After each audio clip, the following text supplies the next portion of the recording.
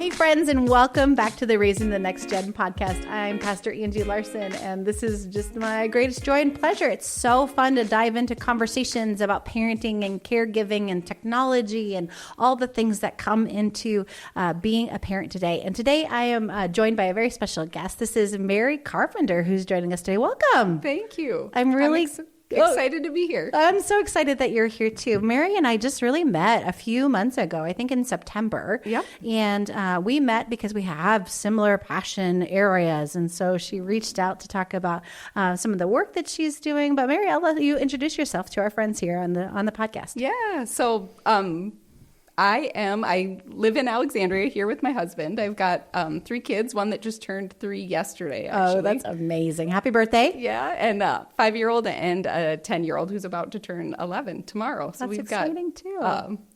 You got January birthdays is what you have. That's awesome. Yep. So I live here in town, and then I work in Alexandria Public Schools. I'm a behavior specialist. I have experience in a couple different areas, but applied behavior analysis is one of them, and speech language pathology. So I've gotten to work in just a couple different areas and I've lived here in Alexandria, but I've had some really exciting opportunities just all over the country. That's cool. So that's good. Well, I know that when you're working in kind of your special ed department, that it takes a special person with a big heart to be able to do that kind of work.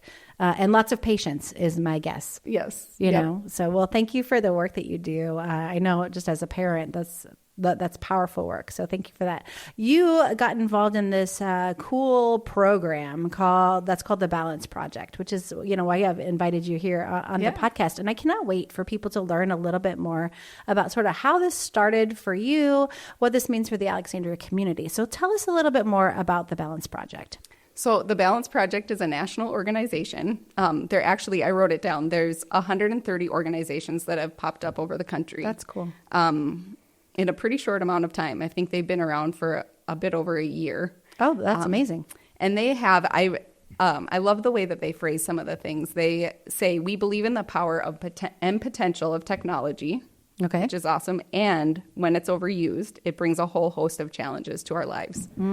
So appreciating the way they said that. And then also their goal is to start a collective effort to get closer to optimal balance between tech life and real life, with kindness, openness, and a collective mantra to do the best we can with what we know. Yeah, that's pretty awesome. The best we can with what we know. That's kind of, I think, where we're all trying to do a little bit too. Yeah. So an incredible organization that's really developed in the last year or so with all these 130 kind of groups. So how did you become passionate for the Balance Project? Well, it really started. I have to give credit. Amanda Wilson isn't here today, but she really has been the lead in the community. Yeah. She has done some amazing work. So she was the one that reached out, and we just connected. She had read the Anxious Generation. Okay, the Jonathan Haidt book. Yep. And she has kids, our friends. We have boys that are in 5th grade that are good friends. And she has a 9th grader as well. And we just started talking about what we read and felt really passionate about it, and kind of joined a couple other people. And we talked to the school district about cell phone policies, and really felt like a school is always important, but like there's a lot more to the picture than that. So we kind of did some research about what organizations are available and kind of becoming a more formal group. And we really liked the Balance Project. That's awesome. So I know that the book, The Anxious Generation, it talks a lot about sort of the trends, what they call like hockey stick trends of kids using technology and how it has affected kind of brain development, social development, those sort of things.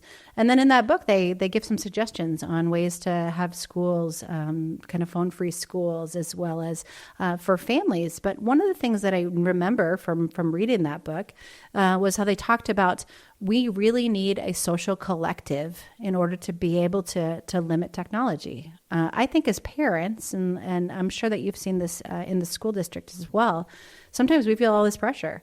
like everybody else's kid has a cell phone. We don't want our kid to be left out. And so I know that the Balance Project sort of works to be able to help parents find solidarity when it comes to technology used for their kids.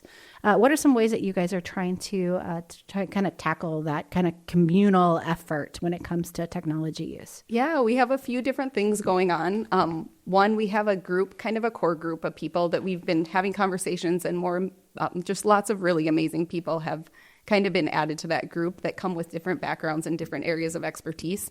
But we have a group that's been meeting. Our third meeting will be this month. Okay. So we have a group that's been getting together, kind of talking about planning and where we might go as a community and what the community needs. We also started this January 3rd was our first one. We did a screen-free challenge. Okay.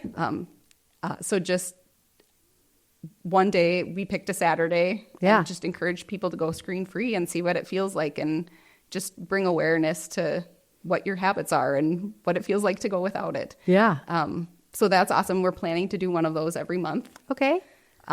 We're hoping to host mid-March parent event. Okay. We have we just did some research about what it's kind of like a curriculum or a presentation that's already out there to kind of, I think the goal is to bring people together and have them be able to sit together and work through some of the worksheets and think about like what might you want for your family if you're setting, goals for when you want to use phones, areas you don't want to use phones, when you, what it looks like. So that parent event is another. Yeah, no, those are incredible projects. See, my kids are older than your kiddos. My oldest is almost 29, and then my youngest is 14. And so for my oldest in particular, I know that there was so much social pressure because phones were really becoming aggressive. They were becoming smarter as he was growing up. He started off with that, what was it called, like T9 or whatever. Remember you would text like AAA or 111 to like get ABC? Yeah, yeah. Is that what it's called? I don't remember exactly what it was called, but so he went from that, and then he moved into that kind of iPhone era of the first iPhones, and then there weren't really conversations about what this was doing to him at all, and there was so much social pressure to be able to kind of keep up, with the other neighborhood kids because you didn't want him to be left behind. What I love about the work that you guys are doing is saying, hey, parents, we're all in this together. Mm-hmm. How can we live in solidarity, like by choosing a Saturday to say, we're not going to do it, you're not going to do it either, and then check in with each other, like, how'd it go at your house? Well, Bluey wasn't on, so we lost our mind, or whatever it was. Yeah. And so I love that there is a communal effort to sit there and say, technology is not a problem, but if we do want to limit that time, we need to do it sort of together. Yeah. Yeah. And we're hoping to have check-in points with our screen-free days so people can come together on that day and kind of talk about how it's going or what worked or what didn't work. Yeah.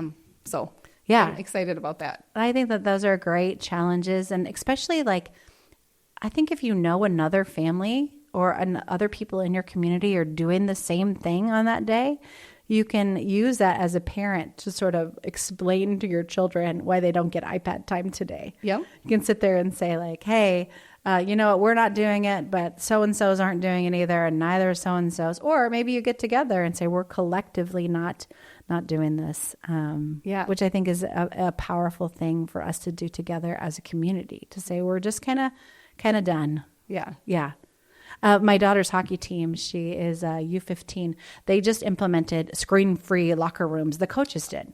Yeah, that's awesome. And I was very pleased. The girls first freaked out. They were like, what about our music and all this? They're like, we'll play music for you. But to sit there, and they recognized that the girls were just sort of sitting and all on their devices and not doing what you're supposed to do by becoming a team and collaborating together. And so I was so grateful as a parent that the coach made that demand. Right? Yeah. Same with this work that you guys are doing with the school districts, to sit there and say, hey, as a parent, thank you, school district, for saying this is how we can benefit by having phone-free schools in the classrooms and things like that. Yeah. That's this collective idea. Yeah. And I just feel like the support in the community, the school district has been great to work with. I just feel like there's more and more support in that community. So yeah, I feel lucky for that. 100 years ago, when my daughter, my second child, when she was in school, there was one day where her grandma was going to pick her up instead of me. And so I called the school and I said, hey, I want you to let Mackenzie know that grandma's going to pick her up today instead of me. And the school actually said, well, you can text her. And I said, well, I can't. I haven't actually bought her a phone yet. And she was in almost 8th grade. And so it was just this like moment where I realized how much technology kind of have overruled. And now it's just an assumption that we can just text them and get our communication through to them.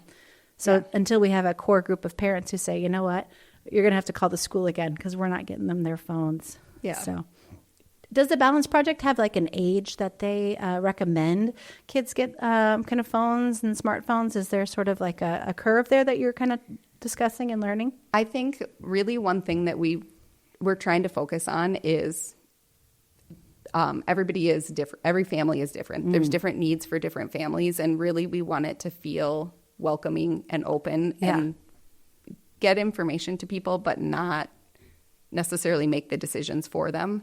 But one of the events we're going to do is we're hoping to do an alternative device fair so people can come and learn about, you're ready to have some form of communication, but you don't want to have access to the internet. You don't want to have there's so many different features on different devices. And so coming together to talk about like pros and cons of that, where there's people who have flip phones and still have to touch 2-3 times to get the letter to get the letter that they want. So that's one thing. I think one of the goals is to be able to support. There's more and more families, I think, deciding to wait until later for devices that access the internet and for social media. And so I think like age 16 is one of the goals. High school is kind of one of the goals. Being able to support people that are making those decisions too, and kind of making that become something that is normal. I think how most of our kids get their phones is that all of a sudden they get to an age and then we're like, oh, I suppose you should have a phone now because you're 10 or 11 or whatever. And so we just take the old phone out of the drawer and then have them reactivate that one. It's not out of, it's just easy. And I think parents are so overwhelmed. And so being able to sit there and say, like, here are some options so that they don't have that immediate access to the internet, immediate access to social media and all of its pressures, to give them sort of some other ways that they can kind of earn their way up, I guess. Does that make sense? Yes. Or earn their way to like full internet privileges in that community. I'm curious, Mary, as a speech pathologist, have you seen like the shift as technology has grown in the kids that you work with?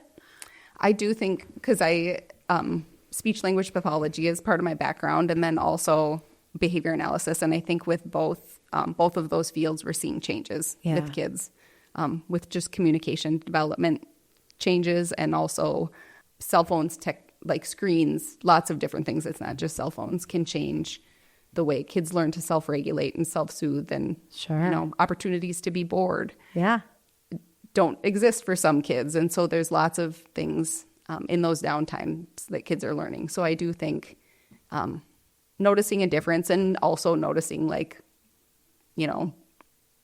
over time how things turn out too, because there's so many different factors. No, I think that's absolutely true. And I even think of that for myself, right?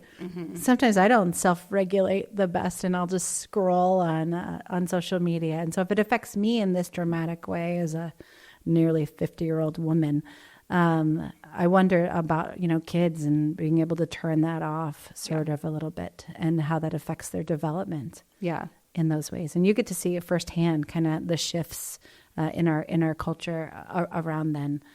When you think about having parents kind of come together collaboratively on this, what are you hearing from parents about their concerns when it comes to technology use in their homes? I think a lot of parents do want to set limits on phones, and that it can be hard for different reasons. And I think, we talk about intrinsic, like it's hard intrinsically, and then it's hard because there's social pressures. And what I see from my background is those are both real things. Yeah, for sure. And thinking about I read The Anxious Generation. I've also tried to dive into my own research, and even pulling from, like, this was something we talked about in grad school, how screen time changes language develop. I mean, thinking of like kids learning from Mr. Rogers versus kids learning from something where the screen, like Baby Einstein, where the screen is changing, different screenshots every 3 seconds. And, you're learning about corn, but it's a picture of corn, and 3 seconds later, corn on the cob, and eating corn, and corn at the fair, and really thinking, I think early on it was like, look at these tools for teaching language. But when you really research it, it takes longer. Yeah. To learn language, because that's not the way we learn language, and that's not what it looks like in real life. So I think the intrinsic piece of that. Yeah, so you think it's too fast? Like when they have all these fast images and they're trying to it's almost like pushed too much. Like if you go back and watch Mr. Rogers now, it feels slow. Yeah.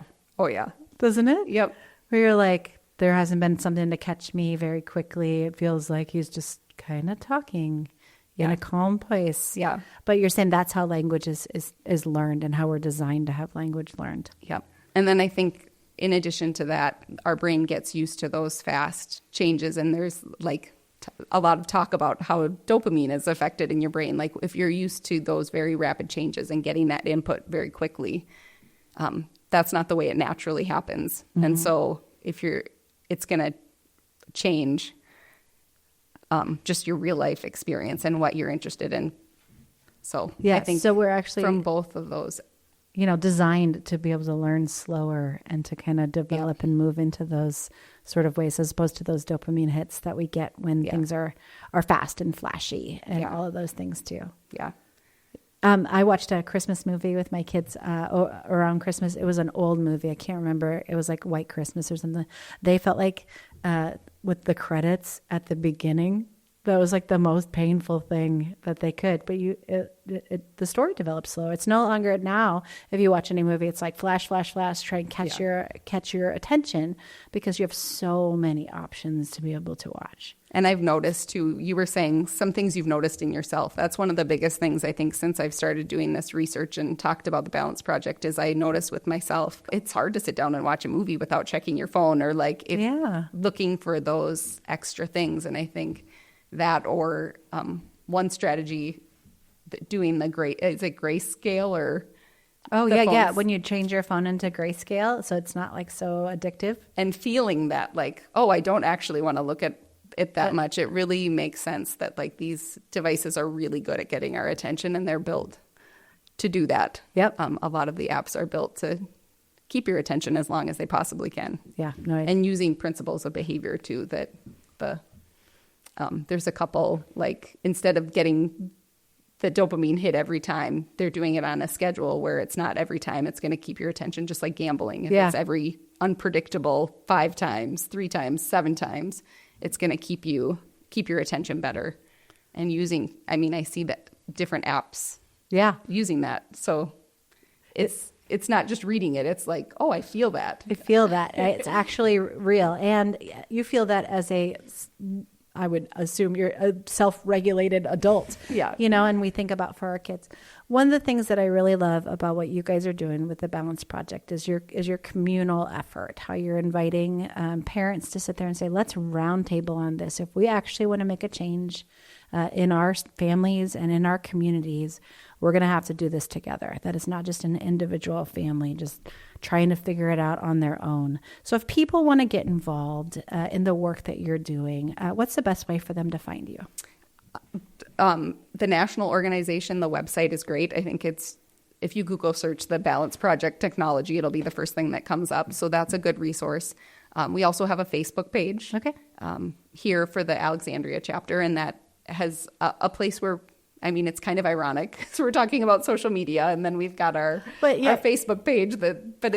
I think you talked about at the beginning, like it's finding that balance, right? It's not one or the other. It's finding like a good, hopefully sweet spot sort of in the middle. Yeah. So that we're posting different events on and different flyers for that, and also just posting some information like, hey, these are articles that we really like that are worth the time to read. Yeah. Or we feel are worth the Well, time. you guys are doing the curation so that the parents aren't just trying to figure it out on their own. You're saying, hey, we're going to curate some of these things that are great, as well as offer a community so that parents can feel like they have other support, so that they're not the only mom who hasn't given their kid a phone in 5th grade. Yeah. They can sit there and now say like, oh my gosh, there are, you're not. There are 100 moms that have agreed not to give their kids a phone until, 7th grade or 8th grade or whatever like that. Yeah.